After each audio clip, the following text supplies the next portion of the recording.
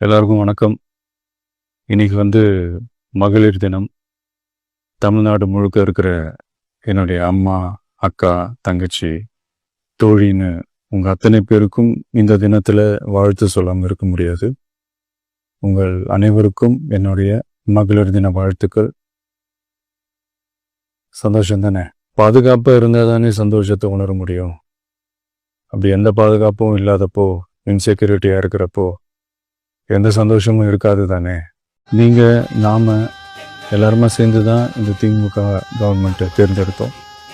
ஆனால் அவங்க எப்படி நம்மளை ஏமாற்றுவாங்கன்னு இப்போ தானே தெரியுது.